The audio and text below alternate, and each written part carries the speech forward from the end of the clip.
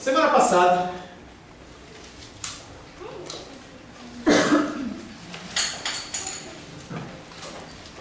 passada, nós estivemos meditando sobre o tema: a todos que o Pai dá, Jesus recebe apenas a eles. Desde novos nós somos ensinados a conquistar. Os jogos são de conquista, de luta, de desafios. Nada vem de graça, nos é dito e nos é ensinado. Lutamos com todas as nossas forças para conseguir o que desejamos. Porém, o mais importante para nós não pode ser comprado por esforço humano, esforço físico. O verso que ficou da semana passada, em João capítulo 6, verso 37, que diz: todos os que o Pai me dá virão a mim, e aquele que vem a mim, de modo nenhum o lançarei fora. Nós fomos escolhidos em amor pelo Pai, e não através de um decreto arbitrário. As pessoas elas têm uma dificuldade em ter sido escolhidos por Deus. Nós não podemos comprar. O preço, ele é alto demais. O preço foi pago por nós, porque nós não tínhamos condição de pagar esse preço da salvação. E o Senhor, Ele nos concede de uma forma gratuita. O maior prêmio, a salvação, foi nos dado de graça. É motivo suficiente para você glorificar, exaltar e bendizer o nome do Senhor. A palavra de hoje, dentro dessa linha, ela tem como título, está errado, a soberania divina na salvação. Esse título está errado, aí eu esqueci de trocar. A soberania divina na salvação. O Senhor, Ele é soberano na escolha, Ele é soberano na sua salvação. Abra a palavra de Deus no Evangelho de João. Evangelho de João, capítulo 6.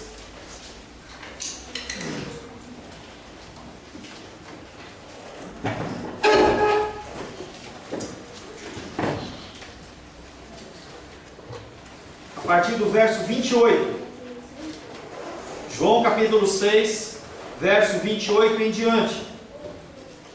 Dirigiram-se, pois, a ele, perguntando: que faremos para realizar as obras de Deus? Respondeu-lhe Jesus: a obra de Jesus é esta, que creiais naquele que por ele foi enviado. Então lhe disseram eles: que sinal fazes para que o vejamos e creiamos em ti? Quais são os teus feitos? Nossos pais comeram o maná no deserto, como está escrito: deu-lhes a comer o pão do céu. Replicou-lhe Jesus: em verdade vos digo, não foi Moisés quem vos deu o pão do céu. O verdadeiro pão do céu é o meu Pai quem vos dá, porque o pão do céu é o que desce do céu e dá a vida ao mundo. Então lhe disseram: Senhor, dá-nos sempre desse pão. Declarou-lhes, pois, Jesus: eu sou o pão da vida. O que vem a mim jamais terá fome, e o que crê em mim jamais terá sede. Porém, eu já vos disse que, embora me tenhais visto, não credes. Todo aquele que o Pai me dá, esse virá a mim. O que vem a mim, de modo nenhum o lançarei fora. Porque eu desci do céu não para fazer a minha própria vontade, sim a vontade daquele que me enviou. E a vontade de quem me enviou é esta: que nenhum eu perca de todos o que me deu. Pelo contrário, eu o ressuscitarei no último dia. De fato, a vontade de meu Pai é que todo homem que vir o Filho e nele crer tenha vida eterna, e eu o ressuscitarei no último dia. Murmuravam, pois, dele os judeus, porque disseram: eu sou o pão que desce do céu. E diziam: não é este Jesus, o filho de José? Acaso não lhe conhecemos o pai e a mãe? Como, pois, agora diz: desci do céu? Respondeu-lhe Jesus: não murmureis entre vós. Ninguém pode vir a mim se o Pai que me enviou não o trouxer, e eu o ressuscitarei no último dia. Palavra do Senhor. Amém? Senhor Deus, mais uma vez lemos a Tua palavra, esse texto, Pai querido, que é rico em informações e ensinamentos, e que nos tem instruído, semana após semana, a andar nos Teus caminhos. Mais uma vez, Pai, nos encontramos perante o Senhor, esperando um recado santo, provido diretamente do Teu altar aos nossos corações. Nós, Pai querido, precisamos ouvir a Tua voz, precisamos ouvir os Teus ensinamentos. Não estamos aqui para ouvir discurso humano, mas para ouvir a Tua palavra. Nessa condição, Pai, eu me coloco a Ti, perante o Senhor, como instrumento da Tua vontade, pedindo ao Senhor que o Senhor me capacite a falar, Pai, aqui das coisas concernentes ao Teu reino, para a Tua honra, para a Tua glorificação, em nome de Jesus. Amém. A palavra de hoje, soberania divina na salvação. A primeira parte da explicação do episódio da multiplicação dos pães apresenta a falta de compreensão da multidão em relação aos sinais realizados por Jesus e o seu significado. Nós já falamos que as pessoas elas não entenderam o recado, eles não entenderam o que Jesus estava querendo fazer com a multiplicação dos pães. Eles entendiam que era apenas encher o bucho deles, e não era. Os sinais tinham o objetivo de apresentar Jesus como o pão vivo que desceu do céu. Agora, fecha-se o discurso apresentando Jesus também como Filho de Deus. O primeiro versículo que nós vamos meditar está em João capítulo 6, verso 40. De fato, a vontade do meu Pai é que todo homem que ver o Filho e nele crer tenha vida eterna, e eu o ressuscitarei no último dia. Jesus disse que o Pai lhe confiou a proteção da nossa salvação. É Ele quem nos guarda. É Ele que não permite que nós nos desviemos dos nossos caminhos. E agora Ele descreve a maneira como é exercida este cuidado, como é exercido este cuidado sobre a nossa salvação. No caminho para a salvação é preciso obediência ao Evangelho de Jesus Cristo e nada mais.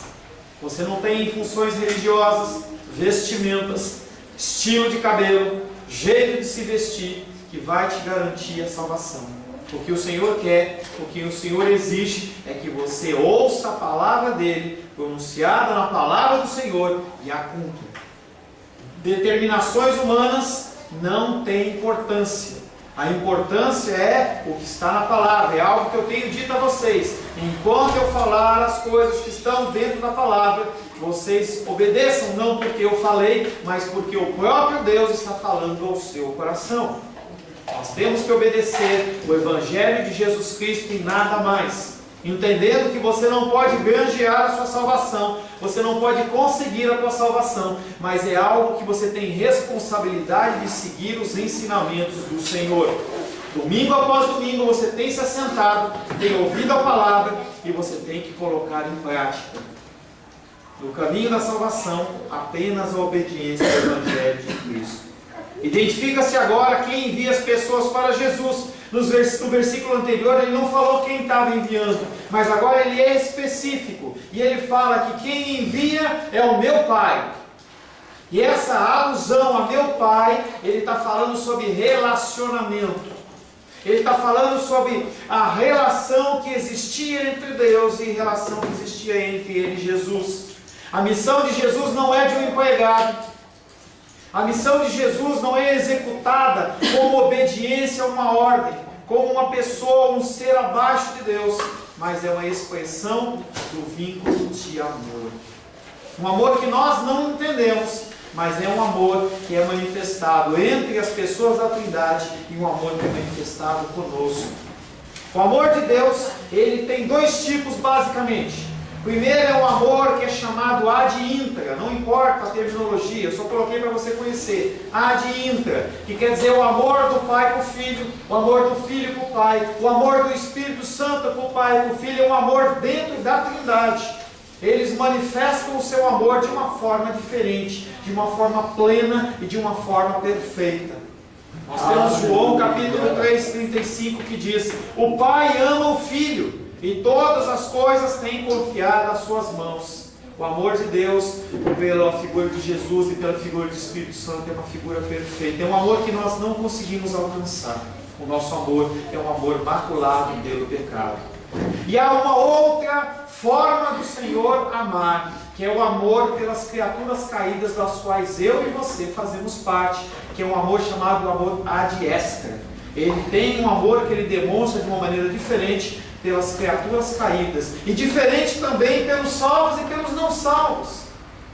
É um amor diferente, um amor manifestado por nós. É uma graça que é sobre as nossas vidas, que não permite que o mundo entre num caos total e completo, muito pior do que está nos dias de hoje. João 3,16 fala sobre esse amor. Porque Deus amou o mundo de tal maneira que deu seu Filho unigênito para que todo que nele crê não pereça, mas tenha vida eterna.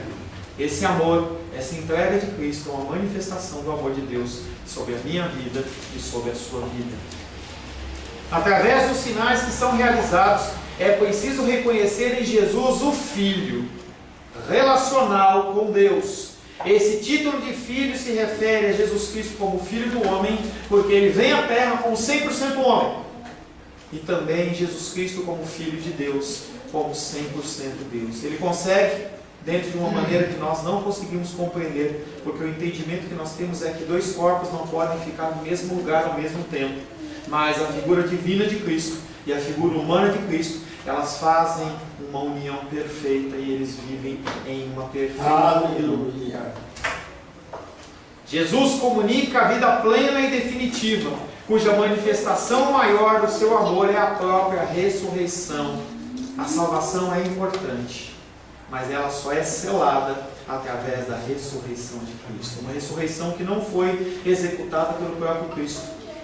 E aí nós temos que entender dentro do conceito de Trindade, que é algo que eu já estou pensando num tempo de EBD para a gente falar sobre Trindade, em que não há um poderio maior de Deus, ou um poderio maior de Jesus, ou um poderio maior do Espírito Santo. A figura da Trindade ela é completa por essas três pessoas, cada um com a sua determinada função.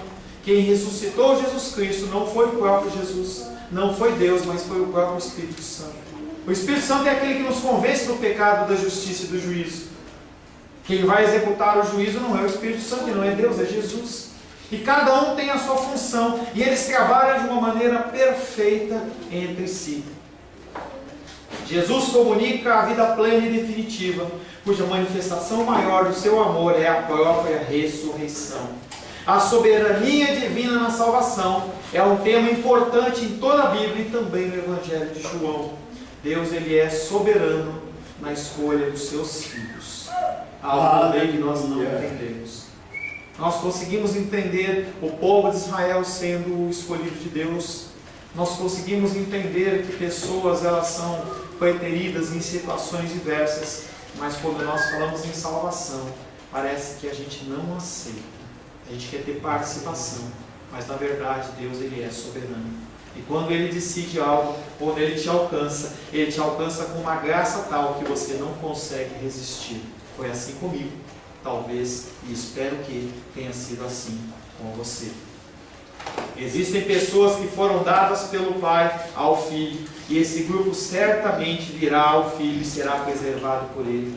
Todos aqueles que Deus selecionou e escolheu e falou assim, olha, eu vou entregar fulano, beltrano, ciclano, essas pessoas não conseguem resistir e elas com certeza vão a Cristo. Em algum momento das suas vidas, elas se entregam ao Senhor. João capítulo 3, verso 16, de novo. Porque Deus amou o mundo de tal maneira que deu seu Filho unigênito para que todo que nele crê não pereça, mas tenha a vida eterna. Aquele que crê em Jesus não perece. Aquele que crê em Jesus tem a vida eterna. E esses são aqueles que o próprio Pai entregou. Nenhuma pessoa desse grupo pode deixar de atingir o seu objetivo. Não há possibilidade de uma pessoa que foi escolhida por Deus, que foi entregue por Deus a Jesus, que simplesmente fala, não quero. Não existe isso. Nós estamos muito abaixo desse poder de Deus. Nós não temos essa possibilidade. E as pessoas elas continuam achando que elas escolhem Deus, sendo que elas estão mortas nos seus delitos e nos seus pecados. A partir do amor de Deus nós somos escolhidos. Nenhuma pessoa desse grupo pode deixar de ser salva, pois se assim o fosse, significaria duas coisas. Primeira, Jesus ele foi incapaz de cumprir os desígnios do Pai. O sangue de Cristo não é suficiente para cobrir a multidão de pecados. Ou outra possibilidade, Jesus decidiu não atender ao Pai. Duas possibilidades que são impensáveis, são impossíveis. Porque o Senhor Jesus Cristo tem como cerne da sua vida a obediência à ordenança do Pai. Jó, capítulo 42, verso 2 diz: bem eu sei que tudo podes e nenhum dos teus planos pode ser frustrado. Você faz planos, você tem desejos, Nessa virada de ano, muitas igrejas, como a igreja que a gente congregava, elas passavam um plano de vida, em que você escrevia lá o que você queria receber em todas as áreas da sua vida. E aí as pessoas elas ficavam orando e era todo um projeto de vida que poderia acontecer, como poderia não acontecer. Quantas vezes há repetição desses pedidos, mas quando é algo decretado por Deus, não tem volta, a coisa acontece. Você não pode diminuir o seu tempo de vida, você não pode aumentar o seu tempo de vida, porque já foi determinado, todos os seus dias já estão contados dentro do desejo da vontade do Senhor. A única exceção a essa preservação pessoal foi Judas Iscariotes, o que acaba não sendo nenhuma exceção, pois o poder de preservação do filho não foi quebrado nesse caso.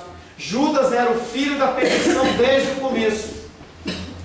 Jesus o escolheu para ser um dos 12, mas ele sabia que em certo momento da trajetória ele ia ser utilizado como instrumento de Satanás.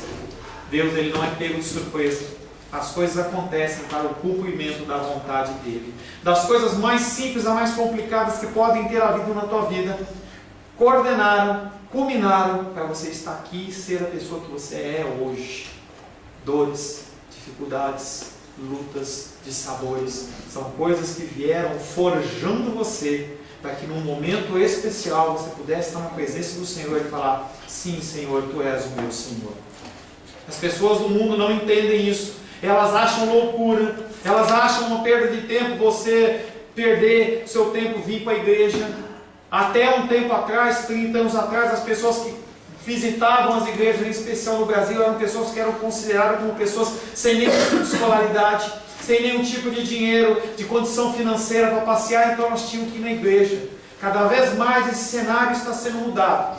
Nós temos universitários, desembargadores, juízes, presidentes, pessoas de toda sorte e espécie congregando, porque eles entendem esse chamado de Deus e o recebem, porque não tem como dizer não a ele. Judas, desde o começo, ele era o filho da perdição. João capítulo 17, verso 12 diz: quando eu estava com eles, com os discípulos, guardava-os no teu nome que me deste, e protegi-os.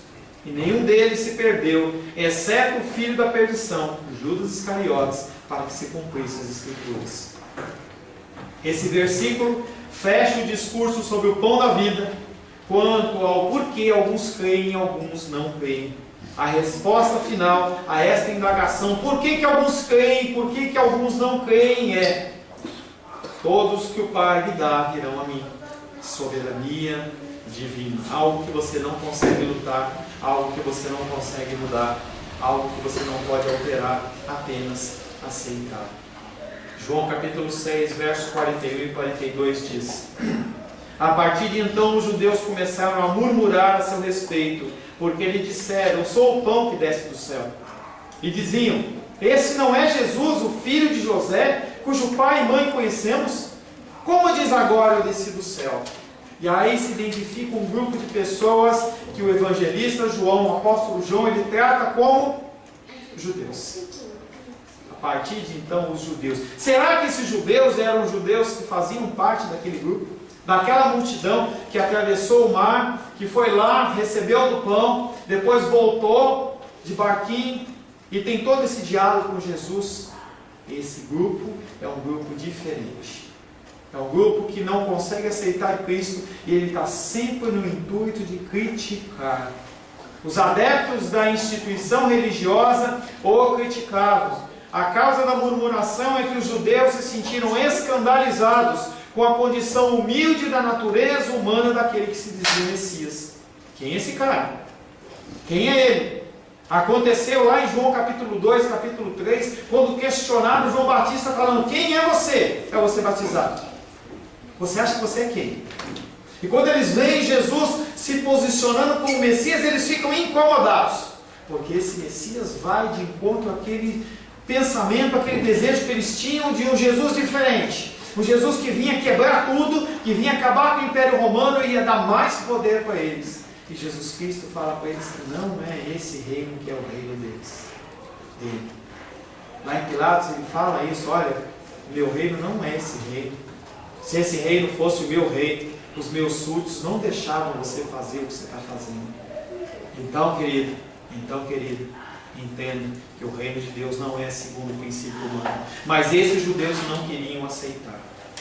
3 coisas atrapalhavam a visão desses judeus. Primeiro, eles mesmos formaram uma falsa opinião quando disseram: não é este Jesus, o filho de José, cujo pai e mãe conhecemos? Será que o Messias, ele viria de pessoas comuns? Por que não uma pessoa vinda do Sinédrio? Por que não uma pessoa vinda do meio deles? Eles não aceitam. Eles não aceitam.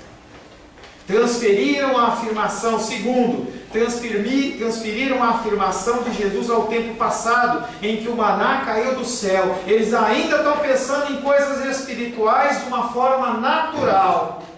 Que pão é esse? Como é que ele está falando que ele é o pão que desceu do céu? O pão que desceu do céu é da época de Moisés do Egito.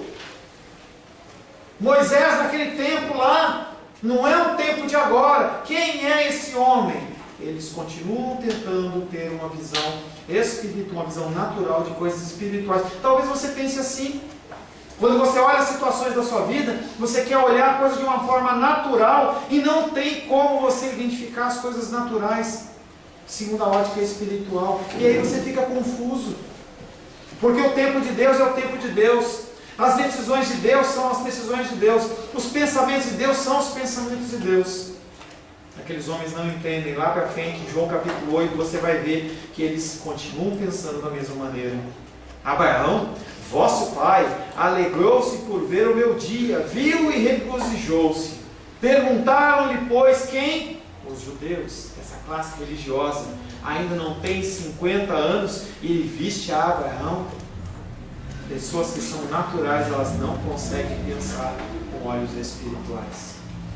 Terceiro, eles não criam que Cristo fosse o Filho de Deus e que ele pudesse vir como homem. Para eles, a figura divina era algo tão soberano, tão excelso, que eles não conseguiam entender, inclusive, o cumprimento das Escrituras que diziam que Jesus Cristo ia vir como um homem. Aqueles homens não queriam aceitar. Eles não queriam aceitar. Filipenses capítulo 2, verso 7 diz: antes a si mesmo se esvaziou, assumindo a forma de servo, tornando-se a semelhança de homens e reconhecido como figura humana. Eles não aceitam que esse Deus, por amor, possa se despojar da sua divindade. Porque se eles assim crescem, eles também teriam que libertar as pessoas que estavam sob o seu jugo. Eles teriam que abrir mão daquele sacrifício, eles teriam que tirar aqueles vestimentos e se envolver com as pessoas do povo. Falava hoje pela manhã sobre a figura de Madre Teresa de Calcutá, que é uma pessoa que eu não conheço a vida dela profundamente. A gente conhece pelas coisas que aparecem na televisão. Mas o que nos aparenta é que era uma pessoa piedosa e que é uma pessoa que abriu mão de tudo. Esses homens não estavam dispostos a abrir mão de tudo. Várias pessoas foram a Cristo que não estavam dispostas a abrir mão de tudo. Jovem rico chega lá para ele, fala: olha, eu sigo isso, faço aquilo outro, sou fiel aqui, sou fiel lá. Beleza, ótimo. Jesus responde para ele: falta só uma coisa, vende tudo, se entrega. E ele olha, fica triste, ele sabe que ele tinha muitos bens e ele não quer. As pessoas não têm aberto mão para receber Cristo. Elas querem continuar com uma parcela de vida mundana, uma vida secular com Cristo.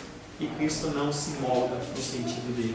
Interessante que esse mesmo coração endurecido em relação à figura do Filho de Deus que veio como homem é exatamente a manifestação do amor de Cristo, do amor infinito dele, em que ele se despoja para morrer por mim e por você, que nós não merecemos. É a mesma mentalidade de Nicodemos que nós já vemos lá em João capítulo 3, que não compreendia que o homem possa ter uma nova origem em Deus. As pessoas não creem. Elas veem um bandido, elas veem uma pessoa que executou algum tipo de problema, qualquer sorte na espécie, na vida. E quando a pessoa se diz que se converteu nada. É isso que nós falamos. Nós não conseguimos ver um grande cantor secular passando a cantar músicas cristãs. A gente não consegue acreditar. As pessoas aqui não acreditaram. Elas não conseguem acreditar que você, passando pelo que você passou, você pode sim ser alguém diferente. Você pode abandonar o vício da bebida e qualquer tipo de vício, Você pode abandonar o seu jeito de falar que não é bíblico, o seu jeito que não é cristão e ter uma mudança de transformação. Interessante ser precisamente nessa carne e sangue que está a plenitude do Espírito e que faz dele a presença de Deus na terra.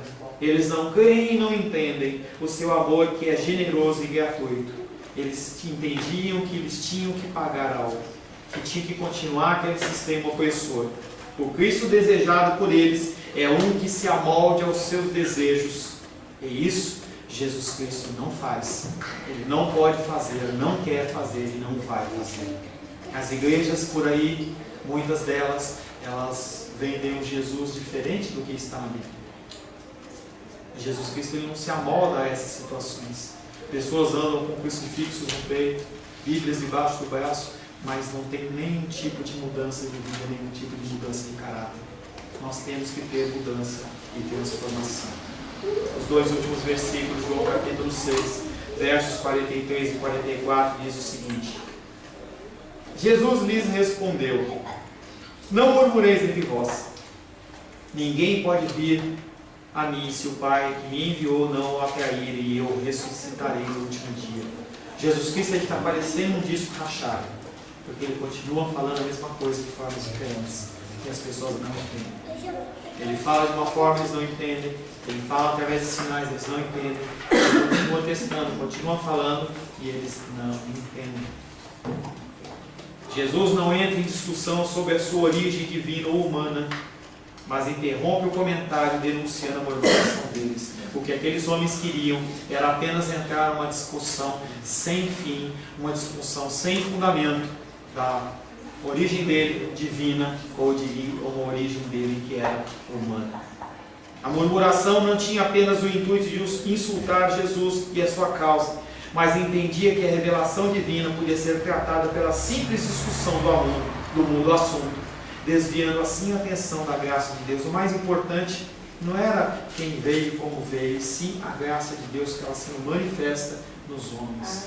Nós temos que entender essas coisas. Nós temos que focar o nosso pensamento e a nossa vida nas coisas que são do reino. O Senhor fala: busca o reino e a justiça, busca as coisas espirituais, busca o entendimento da palavra, busca se conformar à vontade de Deus, busca viver como Jesus vivia. Tem um livro antigo que ele falava assim, nos passos de Jesus, como que é? Como que Jesus agiria? Uma coisa desse tipo. Nos nossos passos, o que faria Jesus? Como que você agiria? Como você tem que agir? Como que Jesus agiria em determinadas situações? De hoje pela manhã, a irmã dos reis, ela confessou um problema dela, que ligou um daqueles bandidos lá, querendo passar aqueles troços lá de dinheiro: teu filho está doente e tal.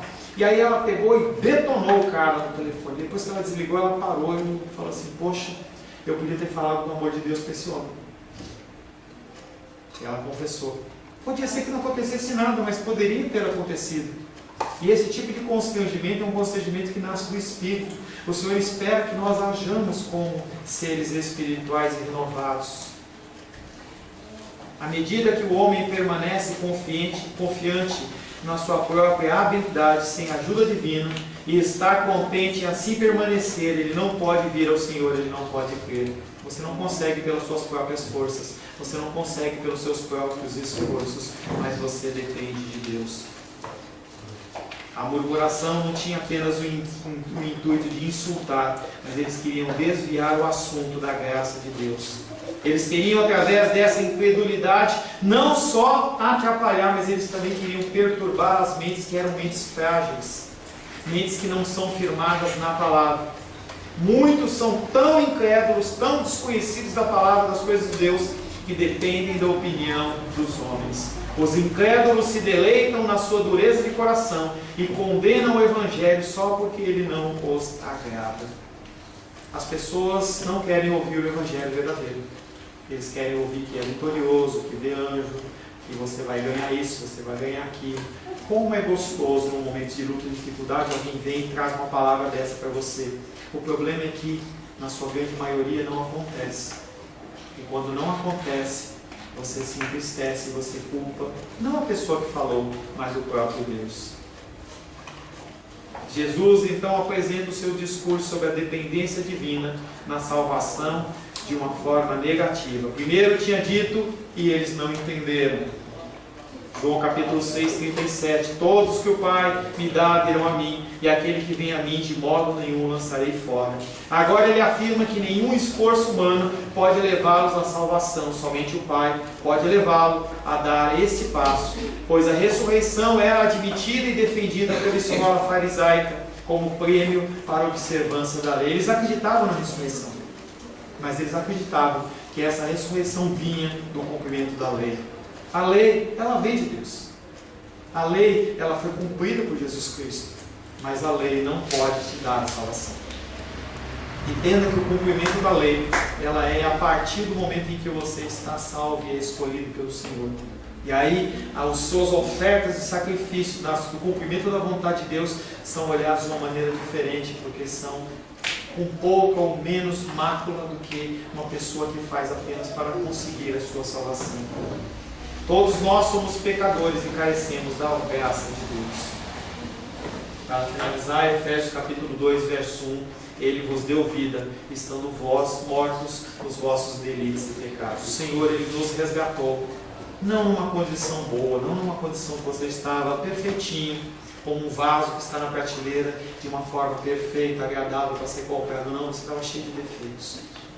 Você estava cheio de defeitos. E o Senhor fala que nós estávamos mortos nos nossos delitos e pecados. E dessa maneira que Ele nos toca e Ele nos escolhe, e não de uma maneira diferente. Feche seus olhos.